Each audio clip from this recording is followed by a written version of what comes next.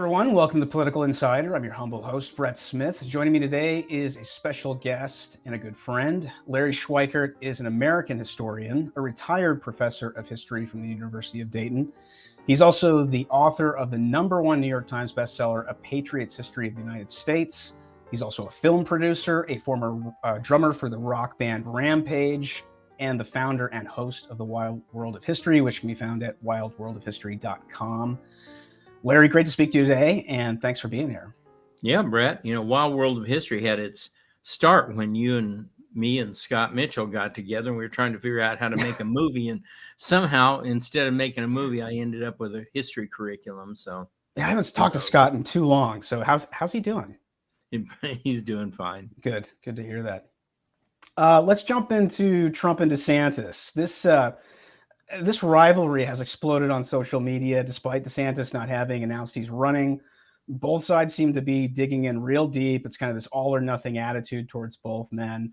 And I just see a lot of pearl clutching and hand-wringing going on right now about how Trump shouldn't be attacking other Republican candidates or potential candidates. And it seems most people have forgotten how heated and intense the 2016 primaries were. And the truth is, Trump attacked all the candidates back then. And I went back and I researched this because I forgot some of the details. And I was just cracking up, being reminded of all this because he mocked Rand Paul's hair. He said Carly Fiorina had a horse face, that Ben Carson had a pathological temper, and mocked him over allegedly stabbing or trying to stab his friend with a knife when he was young. He made fun of Ted Cruz's wife Heidi's appearance and even spoke about some conspiracy theory about how Ted's dad was somehow involved in the assassination of JFK. We all remember little Marco. So, it's kind of like, make no mistake, the 2016 primaries was a literal cage match and it got really ugly. And I personally don't see anything wrong with it. American politics has always been smash mouth politics and it's par for the course. But for those out there who are crying the blues over what Trump is doing, please explain why this has always been the way we've done things in American politics, why it's a good thing, and give us some historical perspective as well, why this kind of intensity during the primaries is A, nothing new, and B, very healthy. Well, American politics, I would say, went through kind of a kinder, gentler era of about 10 years, 15 years from about Ford until H.W. Bush, maybe Clinton. And but other than that time, it's been a pretty brutal, almost blood sport. You go back in the early 1800s, I have a record of 2 legislators on the floor of the Arkansas House that got in such a heated argument. The one guy produced a Bowie knife and gutted the other guy right there in the House. I have a record of this guy walking into President Monroe's residence, and they disagreed about something so vehemently, the guy started to reach for his walking cane, and Monroe reached for the fireplace tongs, and they were calling each other names. He says, "Get out of here, you scoundrel, or I'll call for the servants to have you removed." And of course, people packed on the very floor of the U.S. Senate well up until the Civil War. And there's the very famous episode of Preston Brooks, congressman, walking into the Senate and coming up to Senator Charles Sumner, who's sitting at his seat, and just beat him so badly he was hospitalized for weeks, almost killed him. In terms of more recent stuff, Trump went after all those guys. They all went after him.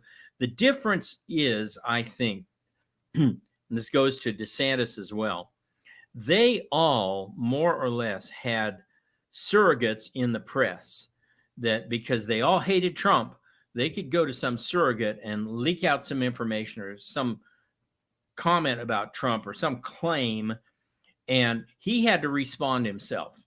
He couldn't go through the press and have MSNBC say, well, some say Ted Cruz's wife is tied up with Goldman Sachs. That didn't work. And so the same thing has occurred here with DeSantis. DeSantis structured his campaign, which he knew he was running from several months ago. The evidence has now come out that he knew he was running. This is not a recent thing. And he set it up so that he would be up here and he would let all the surrogates attack Trump down here on Twitter, wherever else, mostly over the record on vaxes. Oh, Trump is proud of the vax and warp speed and trying to kill everybody. That was one thing. And the other main thing is Trump's temperament and his volatility and always putting his foot in his mouth and stepping on himself and all this kind of stuff. And what's interesting about that is DeSantis had tried to set himself up here as a pious, holier than thou guy who doesn't get down into the mud. Mm. And so I didn't understand it at first when Trump used the term desanctimonious. Why is he using that term? And folks, if you don't know anything else about Trump, understand that he knows what he's doing all the time. That he has a goal. It may not be the right goal, but he has a goal of what he wants to do. And he understood that DeSantis was trying to run this holier than thou pious campaign. Oh, I don't get into the mud with people. But of course, his surrogates were totally in the mud. So by using the desanctimonious, and then he framed him just like he did with little Marco, sweaty little man. I'll never forget, I got retweeted for saying somebody needs to bring sweaty little man a bottle of water. Trump retweeted that. But, same thing with low energy Yeb. He took Jeb Bush out with one comment in the first debate. It was really remarkable. So what's this all about? Well, Trump goaded DeSantis into a bunch of key mistakes. First mistake, he got DeSantis to see all the energy on the right is against the Uke war. There's a few neocons, but I'd say it's probably 70-30 against the Uke war, something like that. And so DeSantis felt pushed to come out and make that comment that it was a territorial dispute, a border dispute.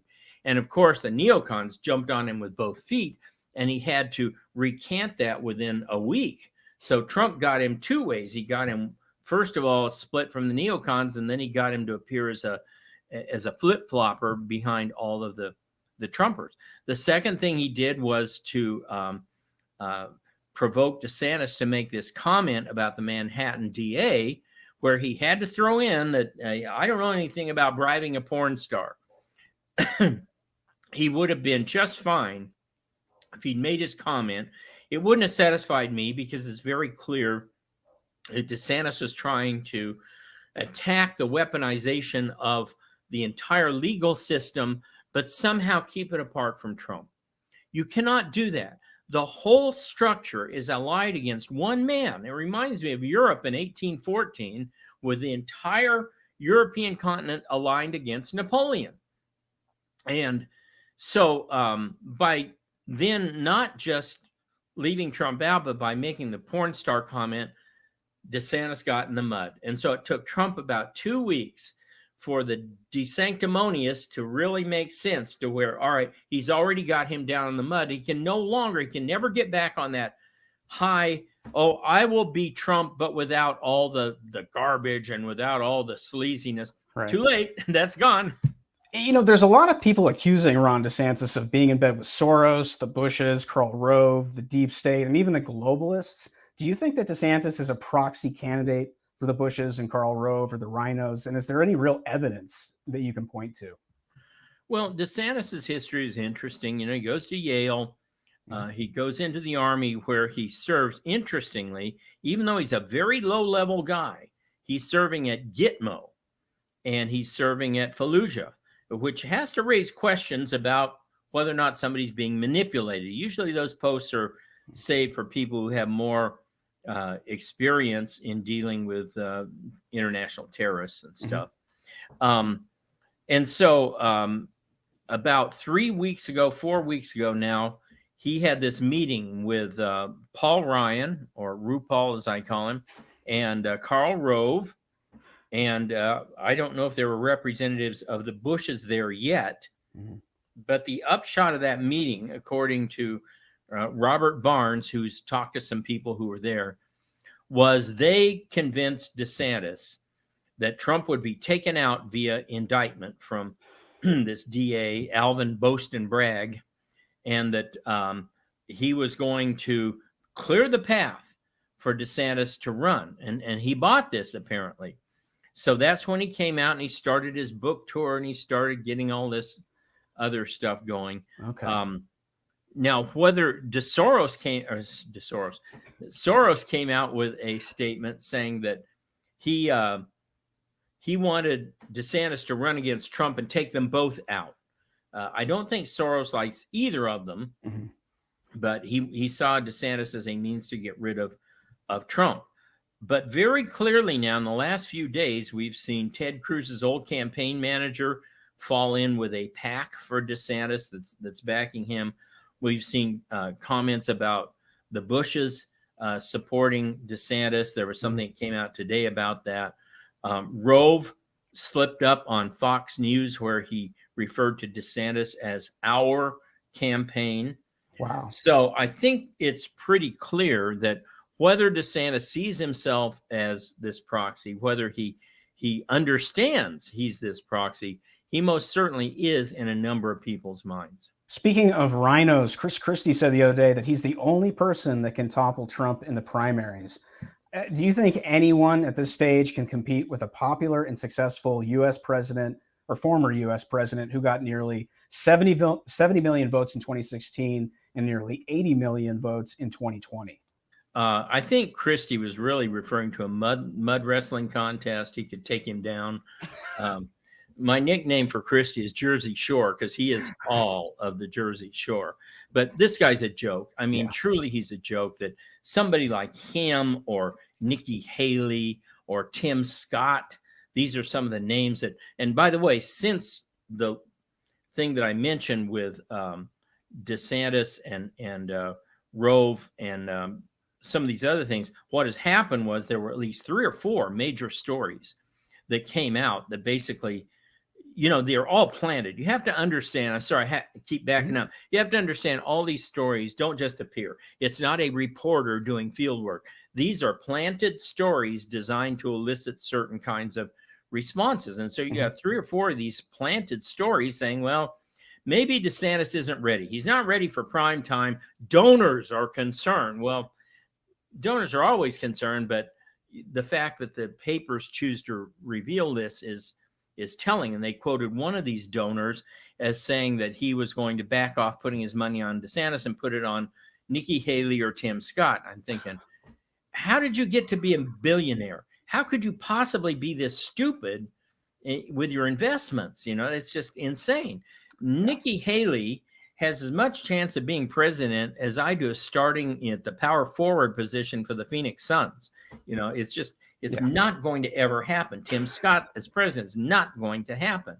These people are really empty suits. They don't have a lot to say, not to mention the fact that Nikki Haley has a lot of globalist positions that are just not going to fly with Trumpers. So Barris has done some good polling recently. Now, again, I got to step back and say, we got to watch out for the polls. We were all taken in by the polls in 2022. We thought there should have been a Republican landslide of 35 to 40 House seats, several Senate seats. It didn't materialize.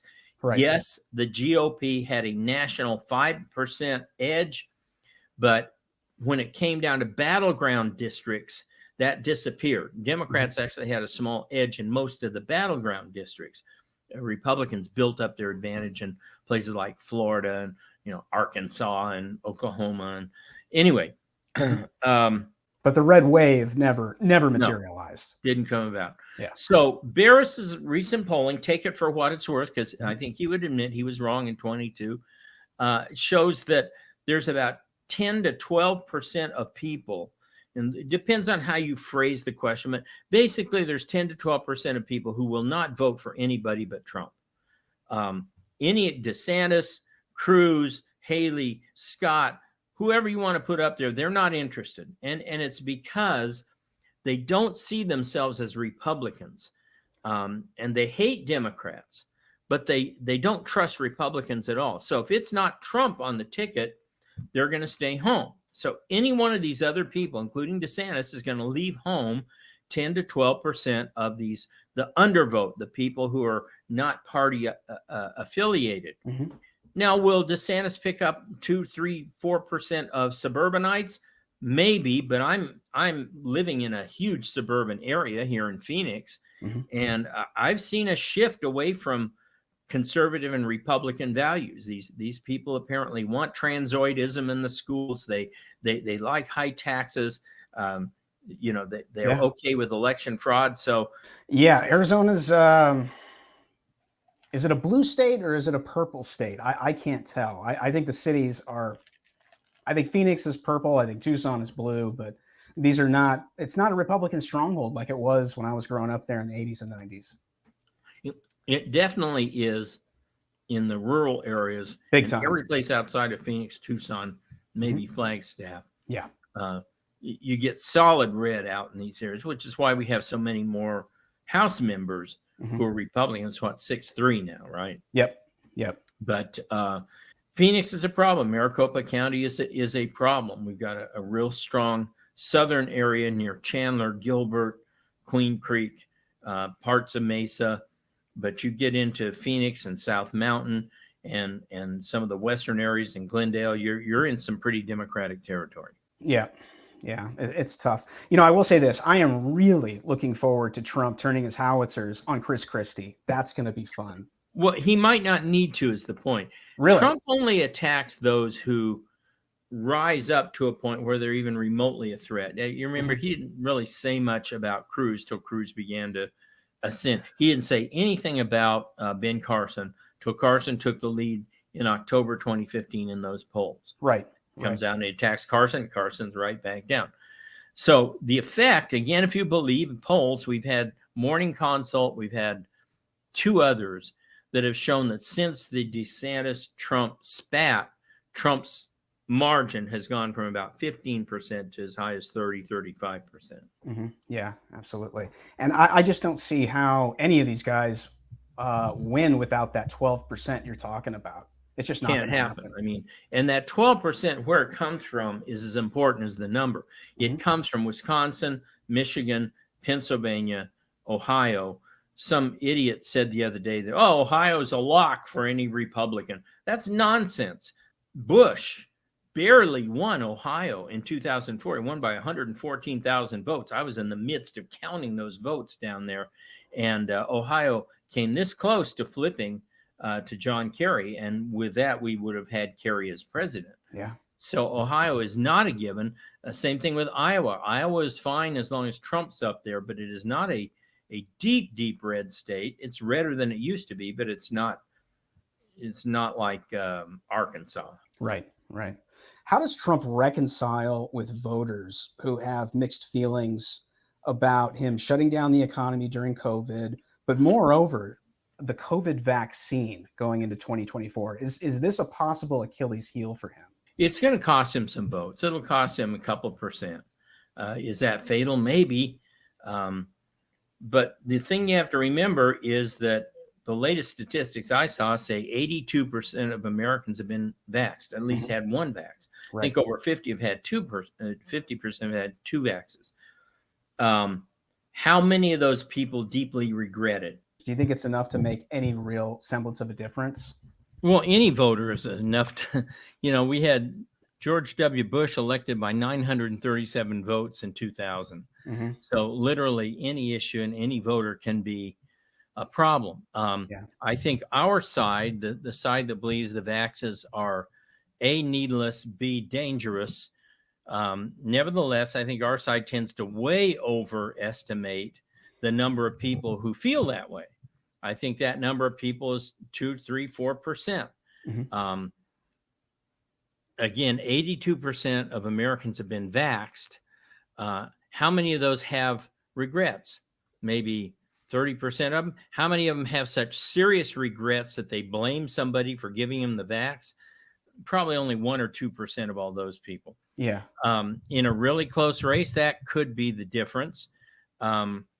I don't think Trump will get a lot of credit for introducing the vax, even though so many people have been vaxxed.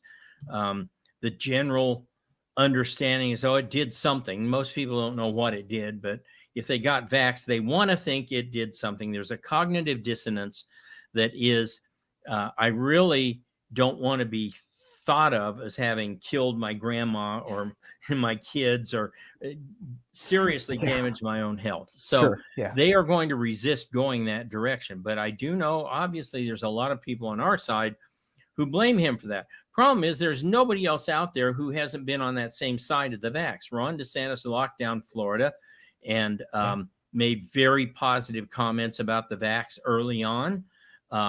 Certainly, Rutabaga, Joe Biden, he's going to, he loves the vax. He's probably gotten 50 vaxes already. I don't know why that guy's still walking. But anyway.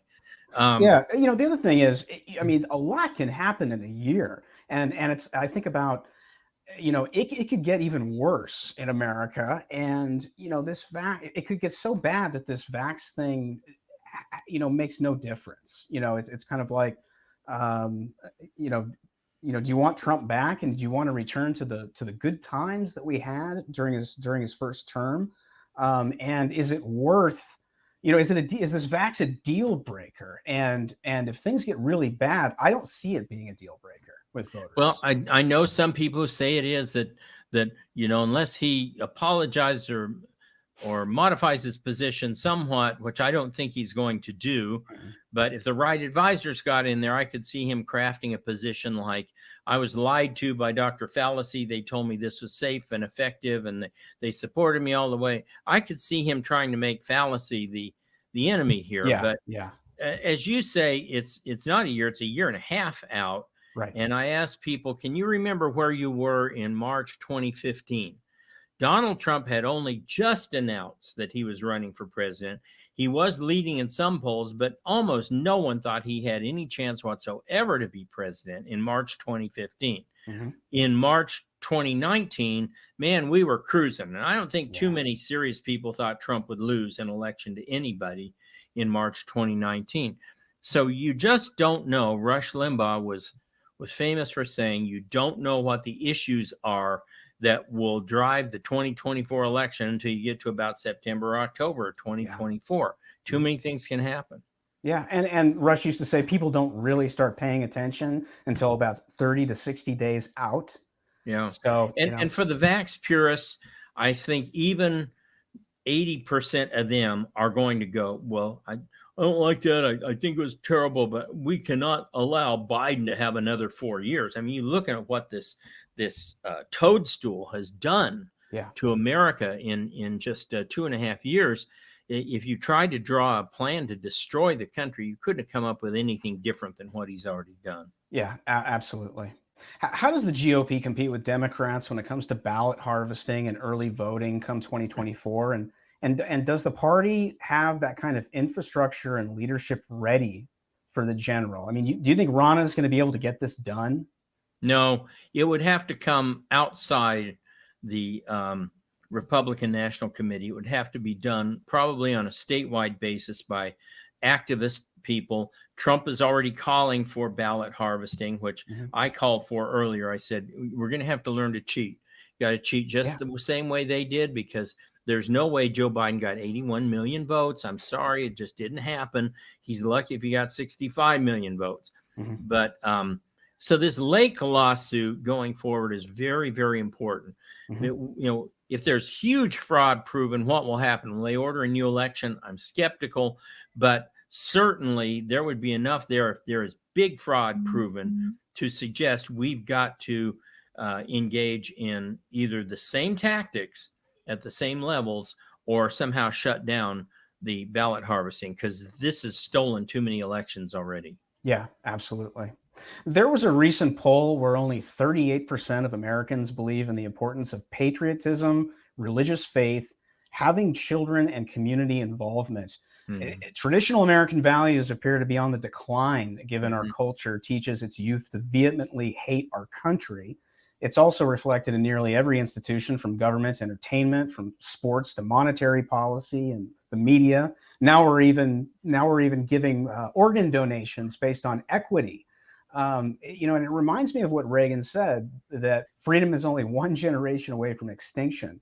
Has there ever been a time like this in American history? And do you think this country can survive and right its course? Well, certainly there's not been this particular construct of anti-American, anti-patriotic stuff.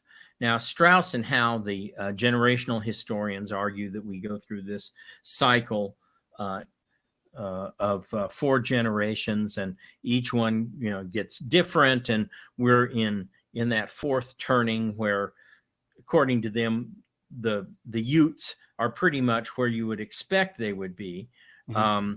But it is deeply concerning that the fundamental pillars of hard work and free market economics. I mean, my son and I debate this all the time, and he says that his age group, who's maybe 10 years younger than you, maybe 5 years younger, that they don't see the value in hard work, that the whole idea is, you just work as hard as you need to get by.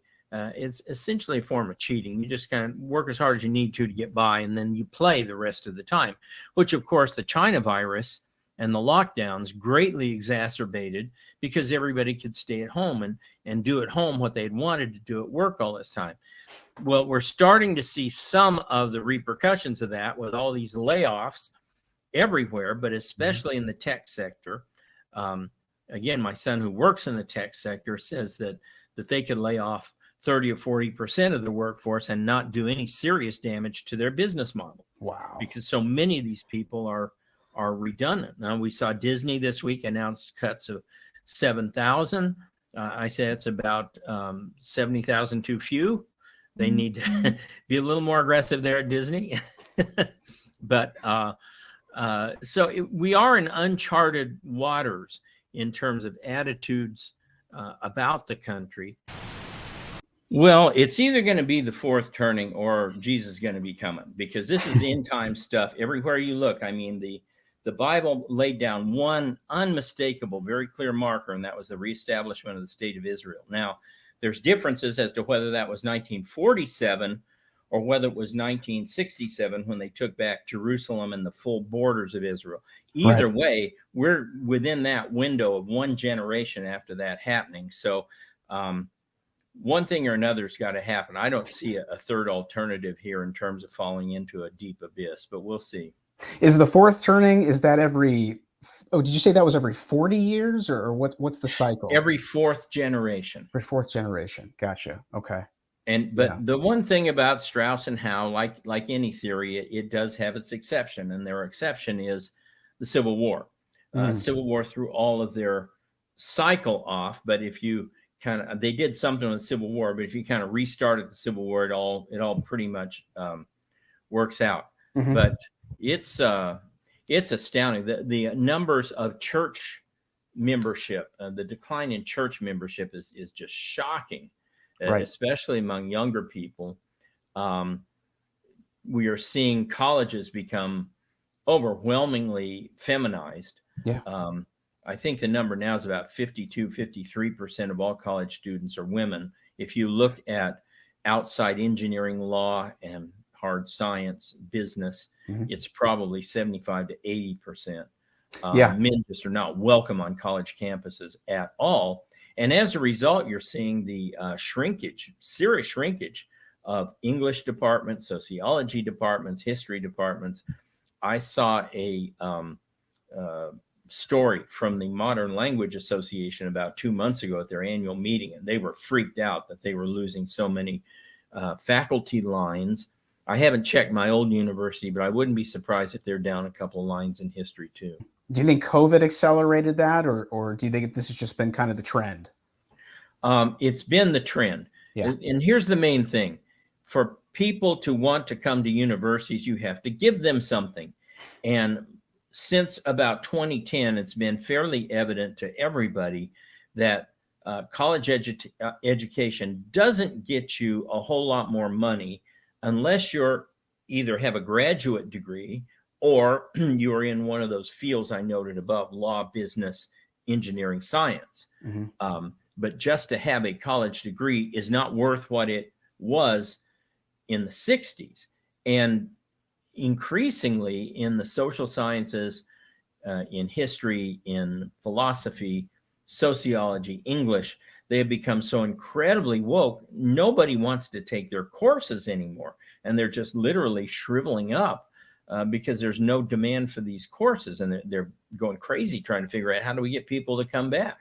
That's nuts, man. I mean, I hope that the men who are opting out of college, and I've seen numbers that are even more dramatic. It's like a 60-40 split. It's like 60% women. But I'm hoping that these guys are, learning, are going the Mike Rowe route and learning dirty jobs and becoming truckers and plumbers and air conditioning repairmen and, going to trade schools. So they're not coming out with debt and they're basically entering the job market immediately. And there's a huge trucking shortage right now. I think COVID accelerated it, but it seems like you're talking about, this just kind of been the trend.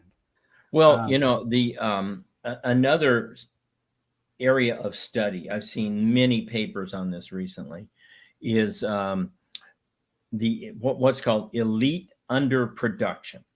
And basically, this is the fact that over the last 20 years, we turned out all these college students who believe that they should have a job that is meaningful. I want to make the world a better place. That kind of nonsense, right? From Silicon Valley. And they get in these jobs and they figure out, no, work is cheap. Work, the very nature, the definition of work is not play. For most of human history, almost all of the planet has had to work in order that for a brief period of time every month they can play. But today we've graduated people who were told to, and Rush Limbaugh contributed to this, and find the thing that you are passionate about. Well, that's great, but we all can't work at what we're passionate about. I got really lucky being able to become, mostly I consider myself now a writer, for a while a professor, but really I was a writer. But hey, if I got to do what I was passionate about, I'd still be playing rock and roll drums. Right. I saw Styx last week, and man, I would have loved to be playing behind Styx. They were just knocking it out, right? Yeah. So this notion that you just get to do what you want to do and be fulfilled because you have a college degree, it's dawning on people in the last 10 years that that's not what these jobs are. And as a result, they don't work as hard as they could or should. And as a result of that, production in these areas has fallen. And I think you're seeing in Silicon Valley layoffs, in the 7,000 Disney layoffs, and more to come, you're seeing the tech elite entertainment areas finally come to grips with the fact that we got too many people who aren't working. They're just not adding any value here, and we got to get rid of a bunch of these. Entertainment, has been churning out so much woke crap, and they've been throwing all of this good money at bad entertainment. I think it's finally catching up to them, and they're realizing that, we have there's 15 million people that watch Yellowstone, and that's not all conservatives, right? And there's some liberals in there that watch that show too, but mainly it's normal people that I call normies, right, that have no political affiliation whatsoever, and they just want a good story.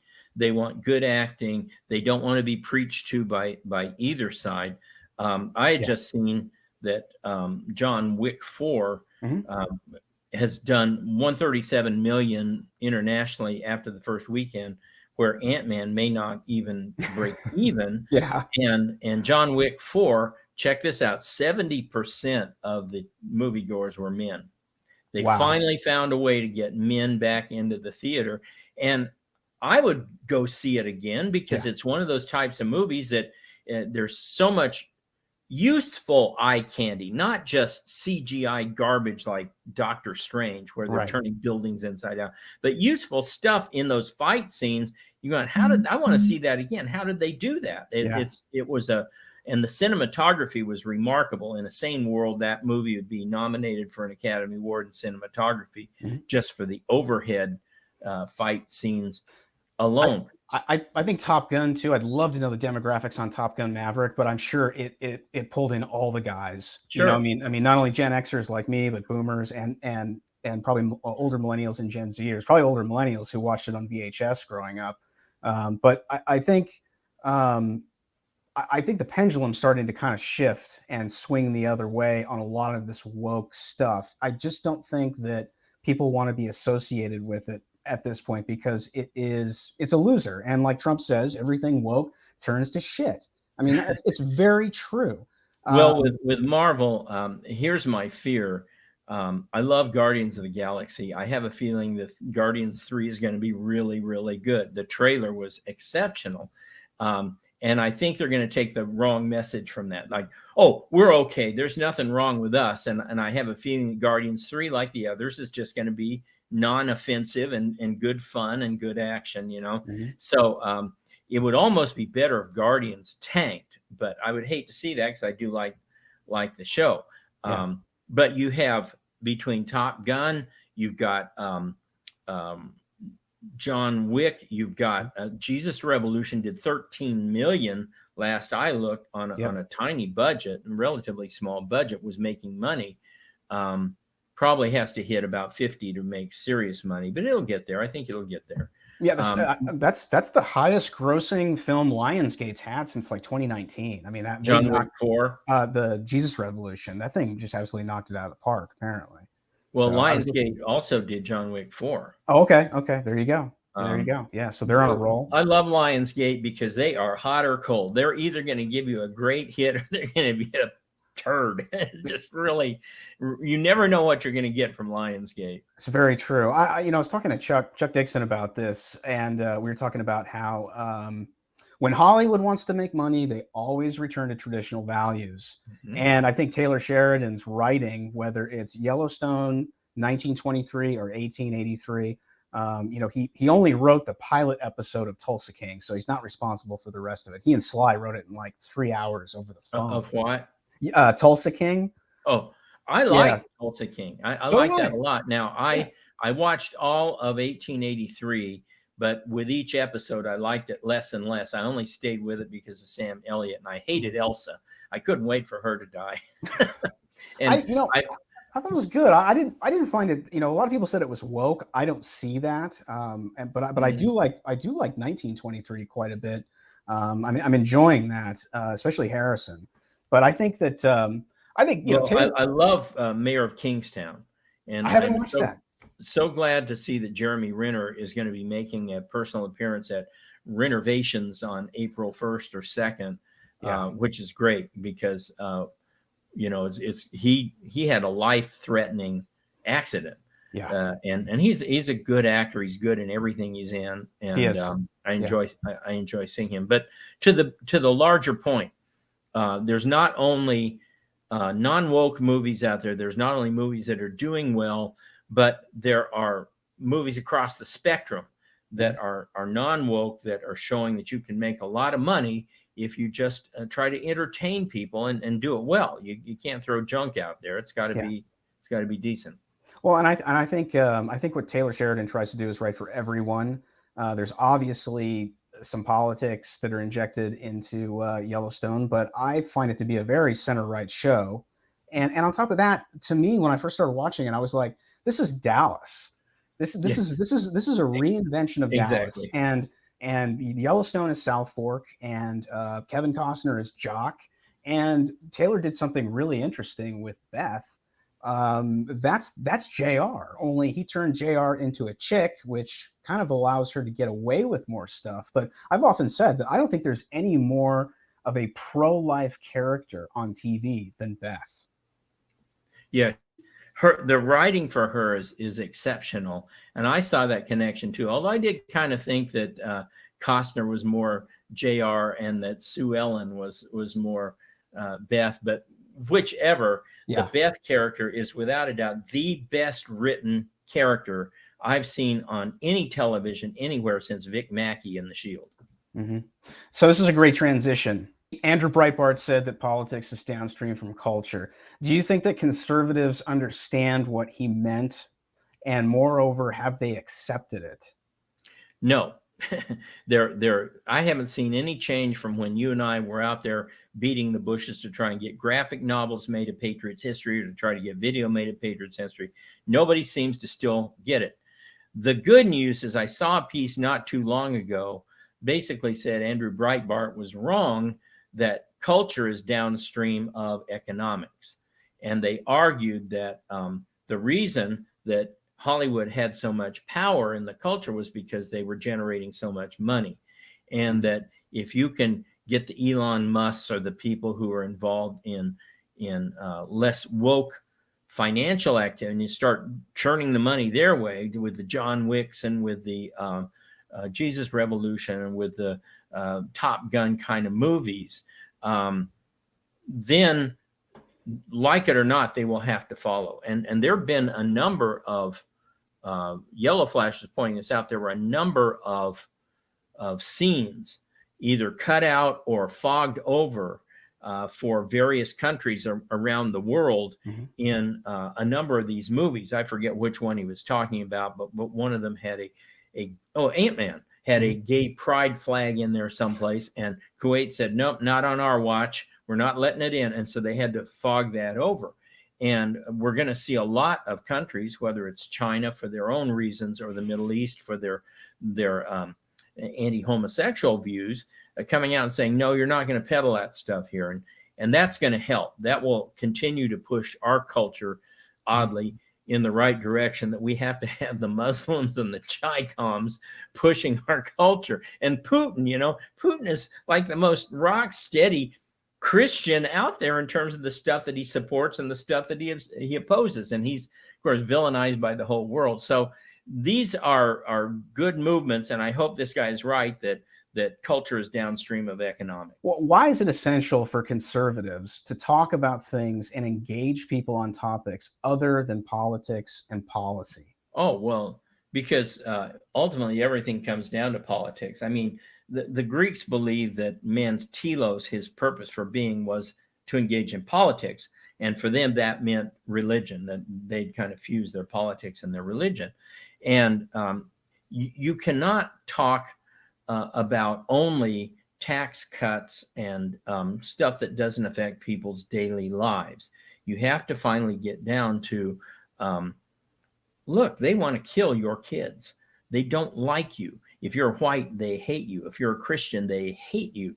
This message needs to get across. And it's a very tough message to tell suburban moms and the people who are just kind of sailing along on the surface who don't want to get too deep, right? Because once you get deeper, it then has a responsibility that you do something about it, that you actually engage. And so I think it's just a critical part.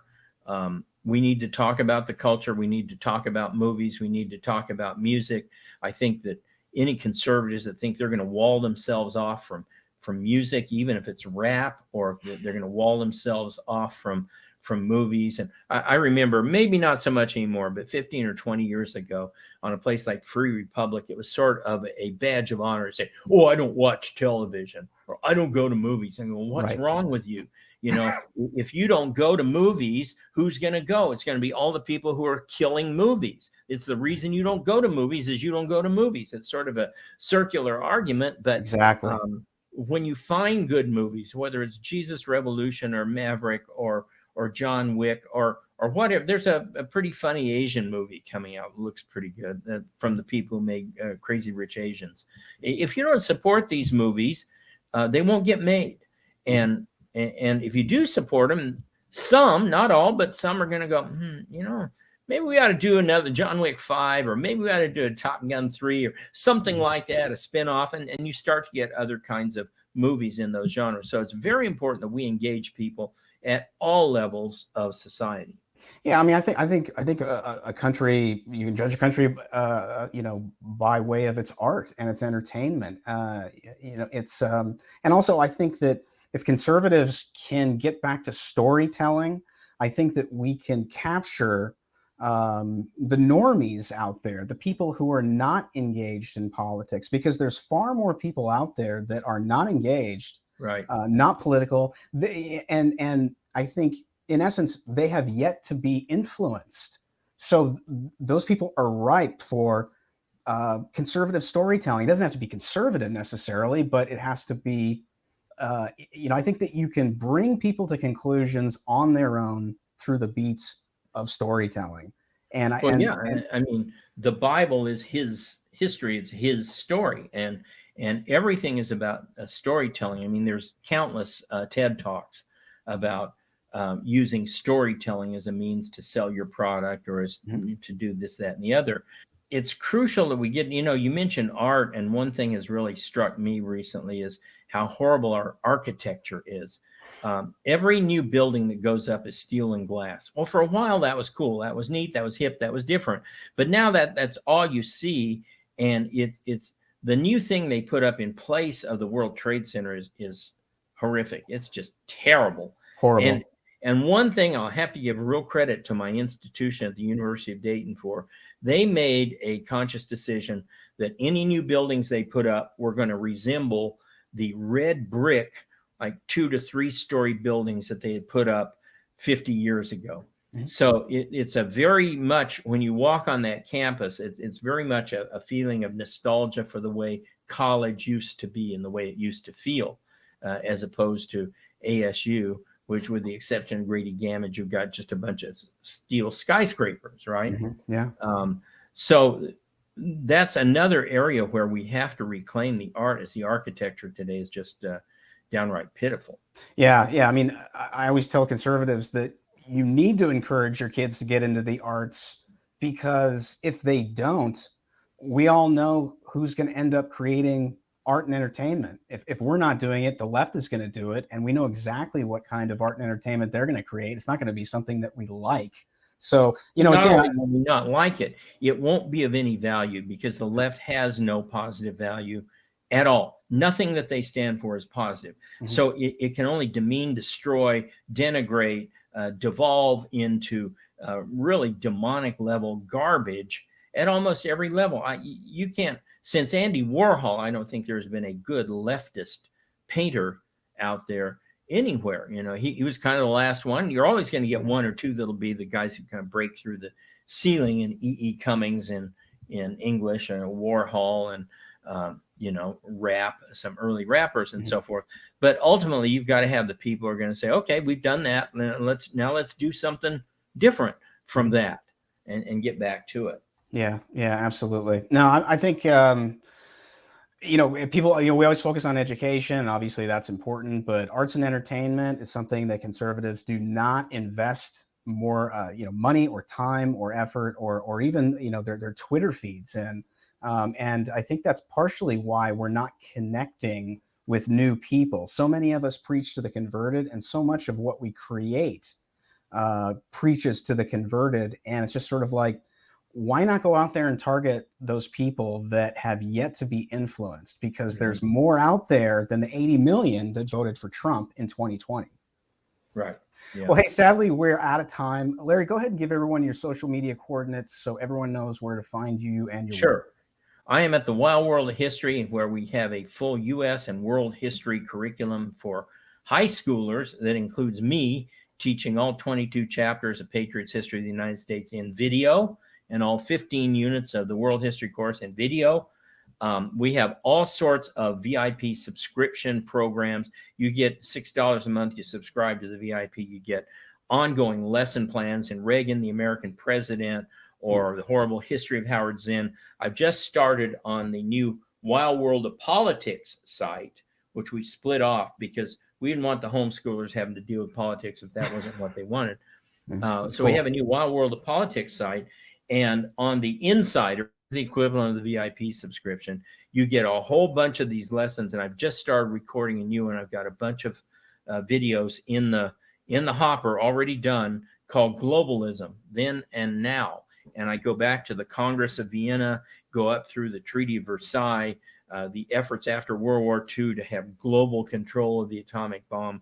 So you're going to want to be an insider or a VIP subscriber. And then lastly, Monday, Wednesday, Friday on the Wild World of History YouTube channel at noon Eastern, I am reading through A Patriot's History of the United States from beginning to end with extensive commentary and added new material. And it's just really great. We just now got up to the English settlements after about five meetings. So that's the Wild World of History YouTube channel, 12 o'clock Eastern, Monday, Wednesday, Friday. That's awesome. That sounds so cool. And Patriots History is the definitive history book out there. And you wrote that in response to Howard Zinn's What is it? No, that's a misnomer. Bannon Is and I it? talk about that a lot in our Thanksgiving talk. Mike Allen and I conceived of that in the early 90s when we wanted a textbook that we could teach from. And we were using American Pageant or National Experience or all these kind of mainstream textbooks, and they were getting further and further and further left, and we didn't like that. So late in the 90s, we said, we're going to write a textbook that we can teach from. And we actually, neither of us had even read Howard Zinn, really heard much about him. It was all about what could we use that would be a reliable textbook that we could produce. And we didn't think we were going to get a publisher. We thought we were going to have to sell it out of the back of a van, with a spinal binder on it and that kind of thing. But it certainly has become the antidote to Howard Zinn. It's in its 34th printing. And for everybody out there, there's not going to be a 20th anniversary edition. The publisher isn't going to do it. So Mike and I are updating it through 2023 with all new material from 2018 to 23. And we've gone back through the whole book and updated sections. And it's going to be free on the Wild World of History website. So that'll be available probably May or June. That's exciting, man. That's really cool. Well, thank you, Larry. Really appreciate it. We'll do this again. And you are just an absolute brilliant source of information. And this was a lot of fun. So, well, I'll see you over on Twitter. I've been reinstated with my 90,000 followers, and I've grown since then. And it's nice to be back on Twitter.